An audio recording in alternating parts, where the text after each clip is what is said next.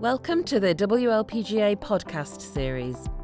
Each podcast will feature LPG industry leaders and explore current opportunities, trends, and developments in the LPG industry. We hope you enjoy these informative segments.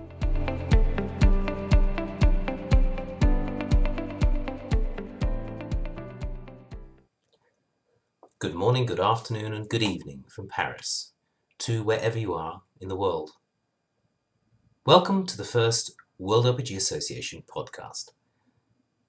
We're constantly innovating in the way we reach our various audiences, and the purpose of the podcast is to provide the perspectives from a range of different people within our businesses, outside our businesses, and across the world in an easy to follow and very accessible format.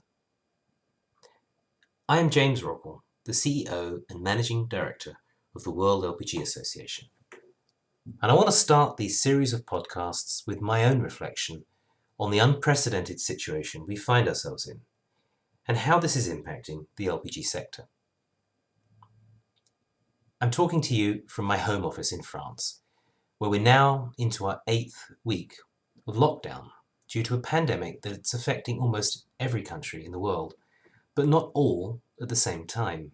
In fact, even within countries such as France, the impact isn't uniform, and we see large variations in the penetration of the virus. Herein lies the difficulty in designing a one-size-fits-all approach to management of this situation. And as an industry, we've had to be flexible and innovative. For many of us, 2020 has not turned out at all as we planned.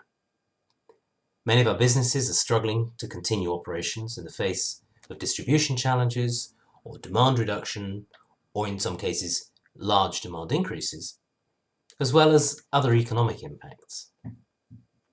Our personal plans have surely been affected, whether vacations or graduations or weddings or many other things. Worst of all, many of us know someone personally who is either very ill or has passed away from COVID-19. You are not alone. In this unprecedented crisis, we are all faced with similar challenges and fears about the future. I speak as the CEO of the World LPG Association with a conviction that if we support each other through this crisis, we will emerge stronger and better able both to confront our future challenges and to realize our future opportunities, of which I believe there are many. Just 3 months ago, LPG industry leaders from across the world met in Washington, D.C. to discuss innovation in our business. Since then, all over the world, our industry has been forced to innovate in ways that we had never seriously considered.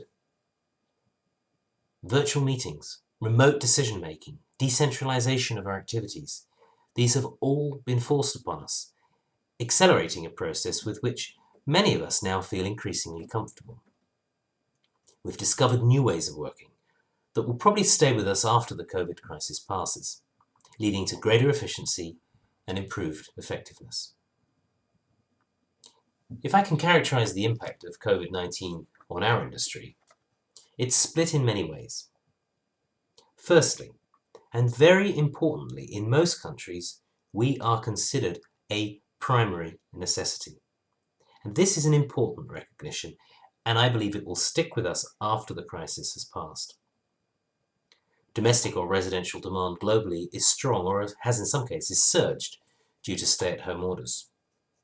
Our industry has responded extremely well to this challenge and has continued to deliver gas throughout, which is something we should all be very proud of.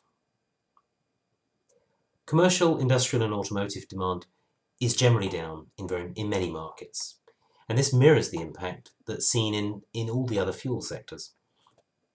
It remains to be seen how much demand is genuinely destroyed and how much is simply deferred until the crisis is over. And a lot really depends on the duration and the level of government support to businesses. As an LPG association, we quickly re-evaluated our activities and we switched our focus to providing information and advice to our members all across the world. We've created an exchange platform for this as well as a public site where we publish information about the sector. As we look to the future, to the post-COVID-19 world, business will undoubtedly be different. Companies that can adapt will thrive.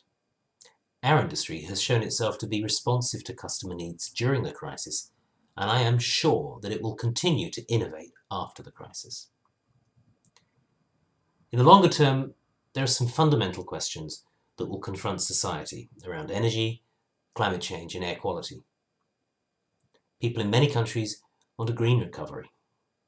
And I suggest that our challenge, as well as our opportunity in the coming months and years, will be to position LPG as the clean, available, low-cost solution to cleaner air, as well as lower carbon emissions, in a world that wants to be greener but is really no longer sure if and how it can afford it. As an industry, we need to work together more than ever to make sure this message resonates in all of our markets. And I look forward to working with everyone to ensure that LPG takes its rightful place in the future energy mix and that the success of our businesses and our communities is assured. Thanks for listening to this first podcast. I really encourage you to tune in again soon to listen to the opinions of others. And in the meantime, if you have any questions about our industry, just reach out to us for our website, wlpga.org.